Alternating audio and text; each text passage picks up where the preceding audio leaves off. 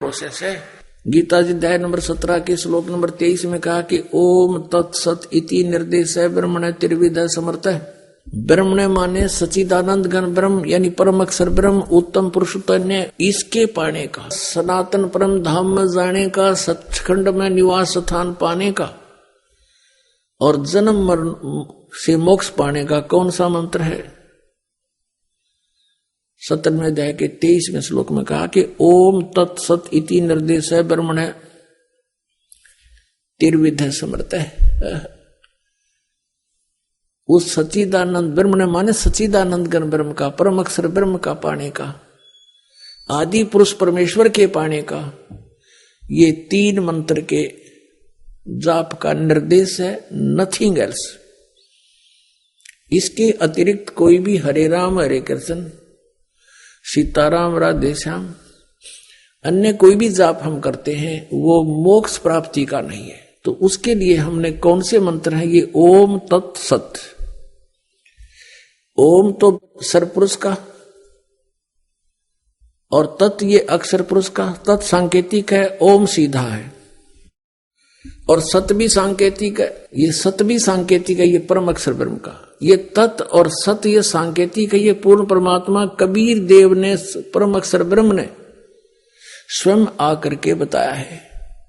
सो हम शब्द हम जग में लाए, सार शब्द हम गुप्त छुपाए। ओए कहते हैं सोहम शब्द आपके किसी सदग्रंथ में नहीं है।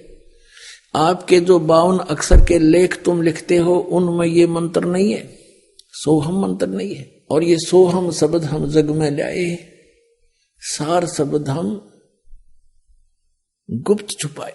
नामा छिपा ओम तारी पीछे सोहम भेद बिचारी, सार शब्द पाया जदलोई आवागमन बौड़ ना होई। अब नानक साहब जी क्या नाम जाप करते थे? 2 अक्षर का भेद जाप करते थे। ये देखिएगा नानक साहब जी कौन सा नाम जाप करते थे, हिंट देंगे थोड़ा सा। ये है सब तो बड़ी भाई बाले वाली जन्म साखी, doctor Jawahar Singh Kirpal Singh and company. ये है ई जन्म साखी, अज तक छप चुकिया नालों वड्डी है, सब तो वड्डी ते पुरातन है, भाई बाले वाली जन्म साखी श्री गुरु नानक देव जी दी। पंजे साहिब दी साखी ते 10 पातशाह दी जीवन समेत मुकम्मल साखियां हन। प्रकाशक हैं doctor Jeevan Singh Kirpal Singh and company. ये है पुस्तकां वाली गली नंबर 8 बाग रामानंद अमृतसर। ये है। अब इसमें आपको दिखाते हैं समंदर दी साखी। ये पृष्ठ है 547 547 समंदर दी साखी। हम यहां से पढ़ेंगे। बाला सिंधु पाच बालाजी, जैसे आदरणीय धर्मदास साहिब जी ने जो वार्ता कबीर परमेश्वर जी से हुई थी, वो सब वो वाणी उनकी बोली हुई, जो वार्ता जो उन्होंने उनकी महिमा देखी थी, कबीर सागर कबीर वाणी कबीर साखियों के रूप में लिपिबद्ध कर दी थी। ऐसे ही भाई बालाजी ने जो आंखों देखा और मर्दाना जी ने, तो बालाजी ने जो कुछ देखा, गुरु नानक देव साहब जी के साथ रहे, उनसे जो जो उन्होंने लीलाएं देखी वो सारी एज इट इज आंखों देखी चित्रित की बोली, तो गुरु अंगद देव जी ने वो लिपिबद्ध की थी। तो अब देखिएगा क्या बताया कि बाला सिंधु वाच ताते हे गुरु अंगद जी, जद गुरु नानक जी अजीते कोलों अजीते पासों विद्या होए ता मर्दाने किया, सच्चे पातशाह असी समंदर ता देखिया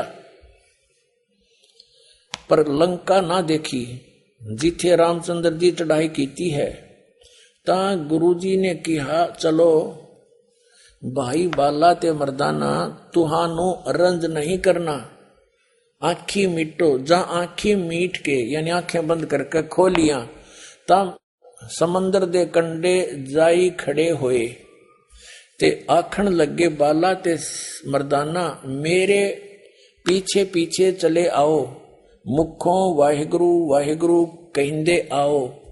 ते आगे आगे गुरु जी तुर पे, जैसे धरती ऊपर तुर देसन, उसी तरह समुद्र ऊपर तुर पे। ता चले जावण ते पीछे बाला ते मर्दाना जावण। ता मर्दाने विचार कीती कि गुरु जी, गुरु नानक देव जी ओम सोहम जपदे जांदे हन। ता मर्दाना जी ओम सोहम लगा जपण, ता लगा गोते खावण। ता गुरु नानक जी देखण, ता मर्दाना गोते खांदा है। ता गुरु जी कि हा मर्दाना, गुरु जी दी करनी वल नहीं देखना, गुरु दे वचना पर चलना चाहिए। तू मर्दाना ओही आख जो असा आखिया है। ता मर्दाना फिर लगा वाहे गुरु कहन। ता फिर जल ऊपर उसे तरह तुरन लगा। अपने आत्माओं, ये है वो 2 अक्षर का भेद बतावे, सोए गुरु पूरा का है। और जे तू पढ़िया पंडित बिंदोय अक्षर बिंदोय नावा है। परमत नानक एक लंगाए जेकर सत समावा। अब इसका कारण क्या था? आदरणीय नानक देव साहिब जी ने क्यों मना कर दिया मर्दाना को? इसलिए कर दिया कि ये थी ये जाप, ये तो रखना गुप्त है। आदेश है मालिक का, सतनाम किसी को बताना नहीं, ये सतनाम है वो। और ये झटका इसलिए दे दिया और उजागर भी करवाना था कि ये पता लगे कि हम ये नाम जाप करके पार हुए, और देना भी नहीं था। कोटों में दे कोई नहीं रह झूमक रहा, अरबों में कोई गर्क सुनो राई झूमक रहा। कहते इस तत्व भेद को कोई नहीं जानता, सिर्फ पैसे कथा कर दी, पैसे मिल गए, यहां तक सीमित है ये लोग। इसके ऊपर नाच नच रहा सारा, पैसे ऊपर नाच सुनो रहा झूमक रहा। और इस ज्ञान के जानने वाला, जो तत्व ज्ञान के जानने वाला जो मैं बता रहा हूं, मानव शरीरधारी करोड़ों में नहीं मिलेगा, अरबों में कोई गर्क सुनो रहा झूमक रहा, अरबों में। होए पुण्यात्माओं, आज पूरे विश्व के मानव की आबादी 7 अरब से कुछ ऊपर है, और 7 अरब आबादी में 1 अरब कम से कम ये मार्गदर्शक भी होंगे गांव गांव में, घर घर में। तो इन सब आज विश्व में इस दास के अतिरिक्त ये तत्व ज्ञान किसी के पास पृथ्वी पर नहीं है, 21 ब्रह्मांड में नहीं है।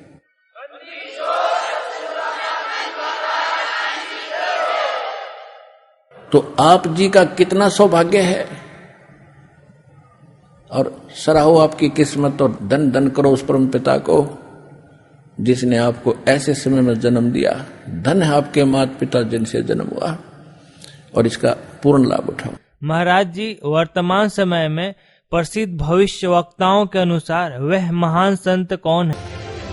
इतिहास के अद्वितीय महापुरुष के बारे में नॉस्ट्रेडमस ने भी कुछ संकेत दिए। एशिया के किसी देश, संभवतः भारतवर्ष में, एक नम्र ग्रामीण परिवार में एक महान आत्मा ने जन्म ले लिया है, जिसकी अकेले ही उत्पादित शक्ति किसी भी शक्ति संपन्न राष्ट्र के बराबर होगी। वह एक भाषा, एक संस्कृति, एक धर्म की आचार संहिता सृजन करेगा।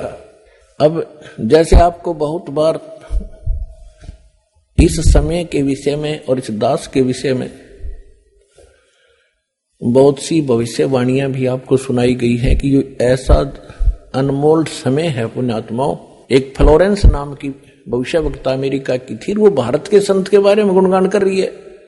नॉस्ट्रेडमस फ्रांस का रहने वाला था, वो भी कहता भारत में एक महापुरुष संत आएगा जो पूरे विश्व को सच्चा ज्ञान देगा और एक सबद समाज की स्थापना करेगा, विकार रहित होगा, आपस में बुराई नहीं रहेगी, लड़ाई नहीं रहेगी। तो उसी के संबंध में थोड़ी सी और सुनाते हैं आपको। एक ये पुस्तक है, पुरानी सी हाथ लगी है किसी भगत का। ये हमारे भगत तक खोजी हो गए, उनको कहीं पर भी कोई सुराख मिलता है उनको तो पता ही लग जाता है ये किसके विषय में बोल रखा है।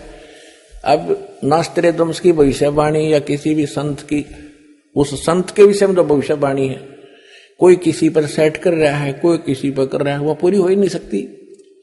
अब हाथी के कपड़े को, अस्त्र को और झोटे पर धर कर देखे किताब गाओ।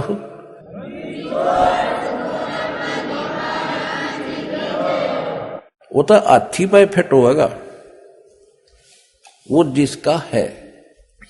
ये देखिएगा, यह एक पुस्तक है, एक पुरानी फटी पुरानी सी है किताब। ये देखो, युग निर्माण की सुनिश्चित संभावना, ये तो इसका नाम है, टाइटल है। लेखक है इसका बलराम सिंह परिहार, प्रकाशक है युग निर्माण योजना, गायत्री तपोभूमि मथुरा से। बस इतना ही उल्लेख है इसका, ज्यादा आगे नहीं लिखा, ये फटा हुआ ज्यादा है। ये देखिएगा पृष्ठ नंबर 19 पे, ये पृष्ठ नंबर 19 है। इसके पृष्ठ नंबर 19 पे यानी 19 पे क्या लिखा है कि स्वाधीनता यानी आजादी के 4 वर्ष बाद एक शक्तिशाली धार्मिक संस्था प्रकाश में आएगी और सारे संसार का उद्धार करेगी। उद्धारक इस संस्था का स्वामी संचालक होगा। अब यहां ये क्या है कि किसी एक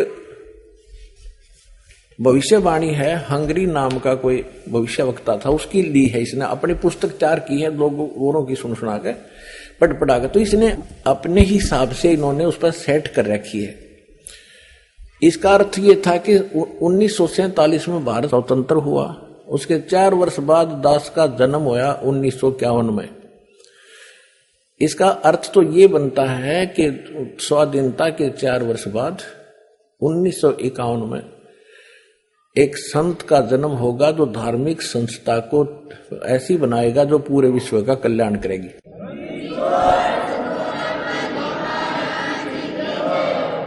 यहां थोड़ी सी गड़बड़ कर जाते हैं, अब और दिखाते हैं। ये देखिएगा, ये 23 पृष्ठ पे है, ये 23 पृष्ठ है। इस 23 पृष्ठ पे यहां लिखा है, इस संगठन का स्वामी संचालक कोई गृहस्थ व्यक्ति होगा।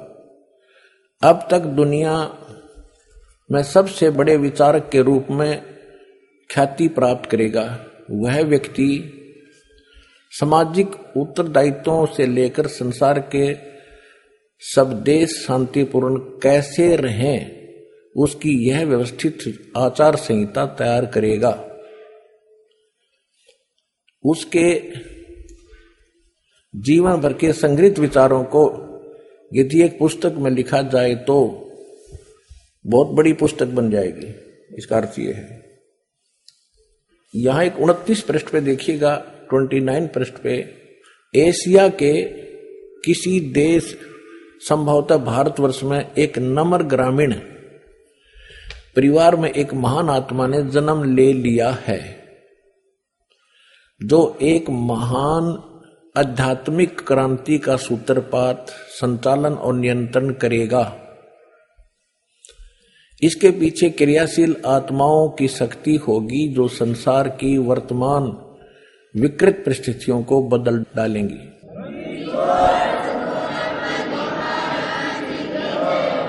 उन्नीस 1999 में ये क्या बोला गया है कि एक ऐसे व्यक्ति ने जन्म लिया है जिसकी अकेले ही उत्पादित शक्ति किसी भी शक्ति संपन्न राष्ट्र के बराबर होगी। वह एक भाषा, एक संस्कृति, एक धर्म की आचार संहिता सर्जन करेगा। यहां देखिएगा 43 पृष्ठ पे यह लिखा है कि दिव्य देहधारी पुरुष ने जन्म लिया है। वे सबके मन में प्रसन्नता भरेंगे, दुनिया भर के कष्ट दूर करेंगे, अन्यायी और अत्याचारियों को भी वह ठीक करेंगे। रात्रि के प्रथम पहर में जब मैं प्रगाढ़ निद्रा में होता हूं तो स्वप्न में एक दिव्य पुरुष को देखता हूं, दिव्य व्यक्ति को। किसी जलाशय के निकट बैठे हुए इस योगी के मस्तक में दोनों भावों के जहां मिलती हैं तो उसमें अर्ध चंद्रमा के दृश्य होते हैं। उसके बाल सफेद हैं, सुब्बर वेशभूषा है यानी साधारण सुंदर, वर्ण गौर है, गोरा कलर है, तथा पैरों में चर्म विहीन पाहन यानी पादुकाएं हैं, बिना चमड़े की जूतियां पहनता है। आज तो हमने पूरे अनुयायियों से कोई बैन लगा रखा है कि चमड़े की जूती तुमने पहननी है, नहीं मैं तो पैरूं था कितने। अब देखिएगा इसके पृष्ठ नंबर 72 पे नॉस्ट्राडमस ये बताया है कि वो उस स्थान पर जन्म लेगा जहां पर 5 दरिया बह रही होंगी, 5 रिवर्स। सन 1555 में नॉस्ट्राडमस जी ने ये भविष्यवाणी की है और उसके बाद की बताई है कि सन 2006 में एक हिंदू नेता अचानक प्रकाश में आवेगा। उस समय उसकी आयु 50 और 60 वर्ष के बीच होगी। इस दास का जन्म 8 सितंबर सन 1951 को हुआ। ठीक 2006 में ये दास 55 वर्ष का था। इसी पुस्तक में देखिएगा, इसका हेडिंग है संघर्ष, प्रलय, महासंघर्ष और फिर नया युग। 20वीं शताब्दी के उत्तरार्ध में यानी 1950 के बाद विज्ञान का विकास इतना अधिक हो जाएगा कि अधिकांश दुनिया नास्तिक हो जाएगी और सामाजिक आचार विचार भूलुठत हो जाएंगे और चरित्र नाम की कोई वस्तु नहीं रहेगी।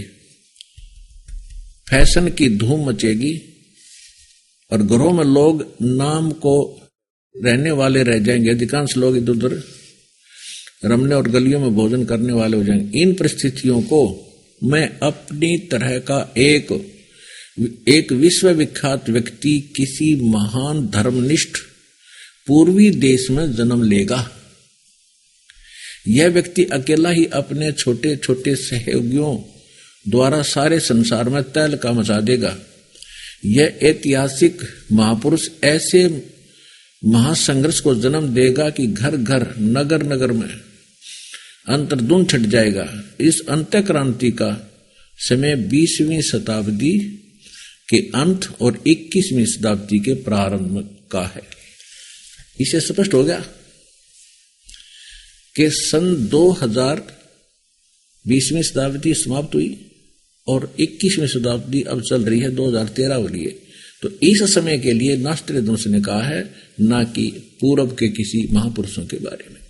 तो इससे स्पष्ट है, पुण्यात्माओं देर ना करो, ये समय बार बार नहीं मिलेगा और ये समय ऐसे व्यर्थ करने का नहीं है। मानुष जन्म दुर्लभ है, मिले न बारंबार, और तब से पत्ता टूट गिरे बहुत न लागे डार। एक जय गुरुदेव पंथ का महापुरुष हुए थे श्री तुलसीदास जी, जो मथुरा में इन्होंने एक अलग से पंथ बना रखा है। और उसने 1971 में एक भविष्यवाणी करी थी कि एक महापुरुष जो पूरे विश्व को सच्चा ज्ञान देगा, सारा संसार उसका आदर करेगा, वो प्रगट हो चुका है। अब आपको उनकी शब्दों में सुनाऊंगा, अच्छा लगेगा। देखिए, जय गुरुदेव की अमर वाणी भाग 2। और ये कहां से छपी है देखिएगा। ये है श्री तुलसीदास जी, अब ते चले गए जहां न जाना था। जय गुरुदेव की अमर वाणी 59 पृष्ठ है 59। और ये 28 अगस्त 1971 को साकारी पत्रिका में छपया। उस दिन इसने बोली है वाणी, क्या कहा है? उस महापुरुष का जन्म भारतवर्ष के एक छोटे से गांव में हो चुका है और वह व्यक्ति मानव इतिहास का सबसे महत्वपूर्ण व्यक्ति बनेगा। उसे जनता का इतना बड़ा समर्थन प्राप्त होगा कि आज तक किसी को नहीं मिला है।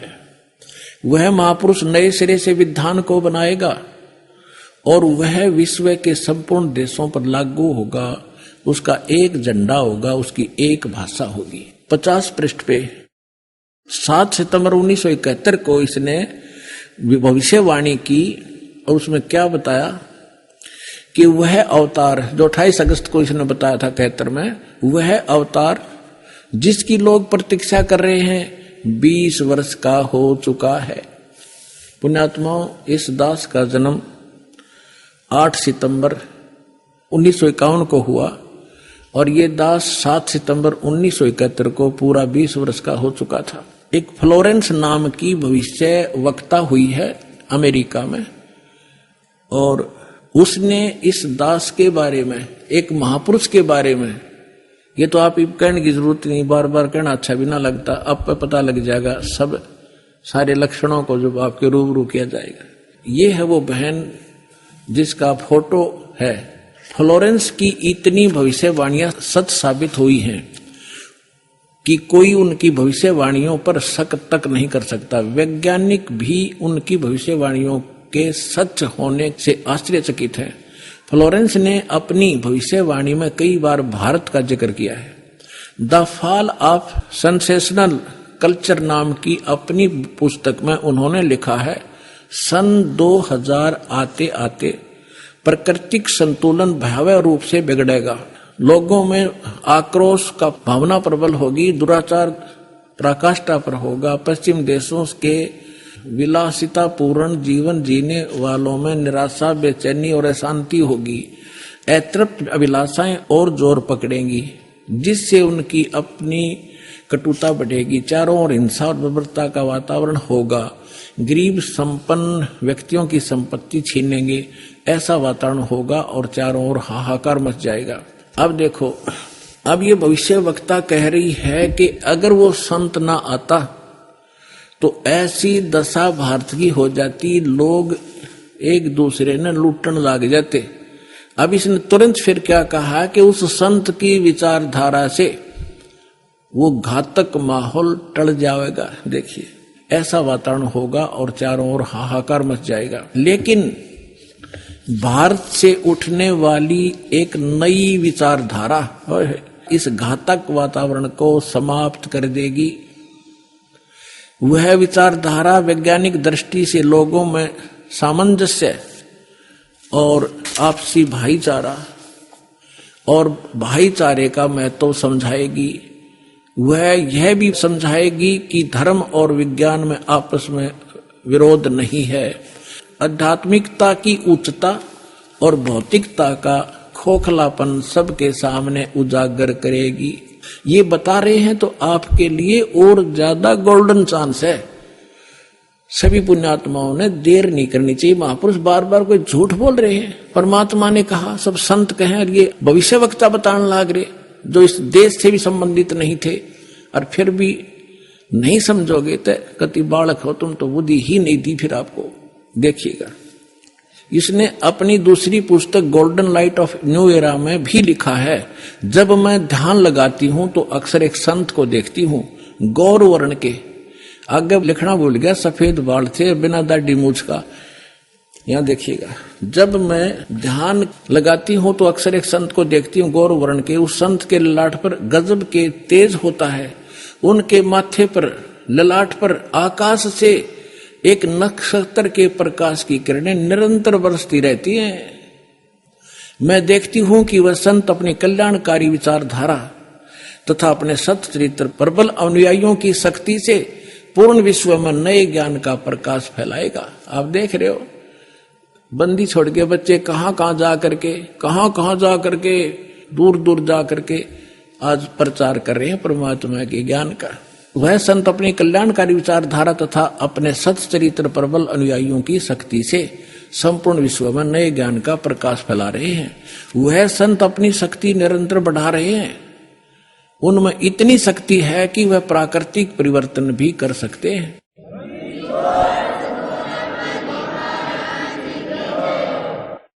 वह अपना कार्य वैज्ञानिक ढंग से करेंगे। उनकी कृपा और प्रयत्न से मानवीय सभ्यता में नई जागृति आएगी। विश्व के समस्त जनसमूह में नई चेतना का संचार होगा। लोक शक्ति का एक नया रूप उभर कर सामने आएगा, जो सत्ताधारियों की मनमानियों पर अंकुश लगा देगा। जो राजा लोग अपनी मनमानी बकवाद करते हैं, उस संत के अनुयायी उनको विवश कर देंगे कि बंदे बनकर रहो, बकवाद बहुत दिन कर ली तुमने। विश्व के समस्त जनसमूह में नई चेतना का संचार होगा। लोक शक्ति का एक नया रूप उभर कर सामने आएगा, और जो सत्ताधारियों की मनमानियों पर अंकुश लगा देगा, राजनेताओं के ऊपर। वह समय बड़ी तेजी से निकट आ रहा है जब सत्ता लोलुप्त राजनेताओं की अपेक्षा आप जैसे समाज सेवकों की बातें अधिक ध्यान से सुनेगा। 21वीं सदी के आते आते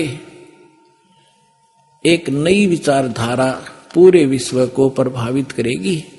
हर राष्ट्र में सचित्र धार्मिक लोगों का संगठन लोगों के दिमाग में बैठी गलत मान्यताओं को बदल देगा। यह विचारधारा भारत से प्रस्फुटित होगी, भारत से चलेगी और विश्व के पूरे देशों में फैलेगी। मैं उस पवित्र स्थान पर एक प्रचंड तपस्वी को देख रही हूं, जिसका तेज बड़ी तेजी से फैल रहा है। मनुष्य में सोए देवताओं को जगाने तथा धरती को स्वर्ग जैसा बनाने के लिए वह संत दिन रात प्रयत्न कर रहे हैं कि तीसरा विश्व युद्ध के शुरू होने तक भारत के शासन की बागडोर, ये कहते हैं कि विश्व युद्ध का आतंक सबके दिमाग में बैठ जाएगा और भारतीय राजनेता अपने प्रभाव और बुद्धि से तीसरे विश्व युद्ध को टालने में सफल हो जाएंगे। तीसरे विश्व युद्ध के शुरू होने तक भारत के शासन की बागडोर आध्यात्मिक वृत्ति के लोगों के हाथ में होगी, इसलिए उनके प्रभाव से विश्व युद्ध टलेगा। वे शासक एक महान संत के ओजस्वी तथा क्रांतिकारी विचारधारा से प्रभावित होंगे। वे उस संत के प्रति उसी तरह समर्पित होंगे जैसे वाशिंगटन स्वतंत्रता एवं मानवता के प्रति समर्पित थे। क्या बताते हैं भगवान परमात्मा, हमें याद दिलाते हैं, यो सौदा फिर नाही संतो, यो सौदा फिर नाही, यो सौदा फिर नाही रे संतो, ये सौदा फिर नाही। लोहे जैसा ताव जात है, लोहे जैसा ताव जात है, काया दे सराही रे संतो, यो सौदा फिर नाही। तीन लोक और भवन चतुर्दश, तीन लोक और भवन चतुर्दश, सब जग सौदे आही रे संतो, यो सौदा फिर नाही। दुगने तिगने किए चौगने, दुगने तिगने किए चौगने, किन्हू मूल गवाई रे संतो, यो सौदा फिर नाही। यो सौदा फिर नाही रे संतो, ये सौदा फिर नाही। फिर क्या बताते हैं, यो दम टूटे पिंडा फूटे, यो दम टूटे पिंडा फूटे, ओ लेखा दरगाह माही रे संतो, यो सौदा फिर नाही। उस दरगाह में मार पड़ेगी, उस दरगाह में मार पड़ेगी, जम पकड़ेंगे बाही रे संतो, यो सौदा फिर नाही। यो सौदा फिर नाही रे संतो, यो सौदा फिर नाही। जा दिन की मोए डरनी लागे, जा दिन की मोए डरनी लागे, लज्जा रे अकनाही रे संतो, यो सौदा फिर नाही। नर नारायण देह पाय करे, नर नारायण देह पाय करे, तो फेर 84 जाई रे संतो, यो सौदा फिर नाही। कुल परिवार तेरा सकल कबीला, कुल परिवार तेरा सकल कबीला, मसलत एक ठहराई रे संतो, यो सौदा फिर नाही। बांध पिंजड़ी आगे धर लिया, बांध पिंजड़ी आगे धर लिया, फिर मरगट को ले जाही रे संतो, यो सौदा फिर नाही। अग्नि लगा दिया जद लंबा, अग्नि लगा दिया जद लंबा, फूक दिया उस ठाही रे संतो, यो सौदा फिर नाही। फिर वेद पांध फिर पंडित आए, पुराण उठा फिर पंडित आए, पीछे गरुड़ पढ़ाई रे संतो, यो सौदा फिर नाही। यो सौदा फिर नाही रे संतो, यो सौदा फिर नाही। फिर पीछे तू पशुआ कीजे, फिर पीछे तू पशुआ कीजे, गद्दा बैल बनाई रे संतो, यो सौदा फिर नाही। ये 56 भोग कहाँ मन बोरे, 56 भोग कहाँ मन बोरे, कित कुरड़ी चरने जाई रे संतो, यो सौदा फिर नाही। यो सौदा फिर नाही रे संतो, यो सौदा फिर नाही। प्रेतशिला पे जा बिराजे, प्रेतशिला पर जा बिराजे, पितरों पिंड भराई रे संतो, यो सौदा फिर नाही। यो सौदा फिर नाही रे संतो, यो सौदा फिर नाही। बहुर श्राद्ध खान को आए, बहुर श्राद्ध खान को आए, फिर काग बहे कलमाही रे संतो, यो सौदा फिर नाही। यो सौदा फिर नाही रे संतो, यो सौदा फिर नाही। जय सतगुरु की संगत करते, जय सतगुरु की संगत करते, ये सकल कर्म कट जाई रे संतो, यो सौदा फिर नाही। यो सौदा फिर नाही रे संतो, यो सौदा फिर नाही। अमरपुरी पर आसन होते, अमरपुरी पर आसन होते, जहां धूप ना छाई रे संतो, यो सौदा फिर नाही। यो सौदा फिर नाही रे संतो, यो सौदा फिर नाही। गरीबदास गलतान महल में, गरीबदास गलतान महल में, मिले कबीर गुसाई रे संतो, यो सौदा फिर नाही। यो सौदा फिर नाही रे संतो, यो सौदा फिर नाही। अपन आत्मा क्या बताते हैं परमात्मा? साईं इतना दीजियो जामे कुटुम समावे, हम भी भूखे न रहे, अतिथि न भूखो जावे। इससे अधिक मांगना इस काल की जेल में हमारी महामूर्खता है कि इतना ही मांग लो बस तुम, इसमें सब कुछ मिलेगा। क्योंकि ये कलयुग है और कलयुग में मशीनरी जरूरी होगी। तो आप इतना ही मांगो जामे कुटुम समावे, यानी रिक्वायरमेंट ऑफ द फैमिली, परिवार की आवश्यकताएं, ये है जामे कुटुम समावे। और हम भी भूखे ना रहें और अतिथि न भूखा जाए। फिर देगा आपको, और फिर रहो मालिक के वचनानुसार चलो। फिर कैसे? जैसे परमात्मा कहते हैं, चिड़ी चोंच भर ले गई, नदी न घट्यो नीर, दान दिए धन घटे नहीं, यूं कह रहे साहिब कबीर। परमात्मा अपना साइन कर रहे हैं इस वाणी को बोल करके, कह रहे साहिब कबीर कि दान करने से धन नहीं घटेगा। ये नियम है ईश्वर का, परमेश्वर का। और दान सुपात्र को करे।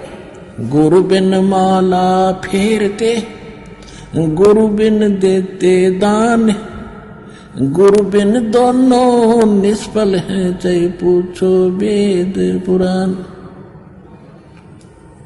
देते को हर देत है, जहां तहां से आण, अण देवा मांगत फिरो, फिर साहिब सुने ना कान।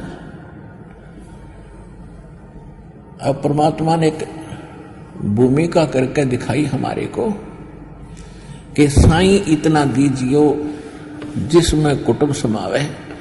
एक धानक, एक जुलाहा, सुबह से लेकर शाम तक एक बारीक बारीक तार इकट्ठे करके धागे और कपड़ा बुनता है।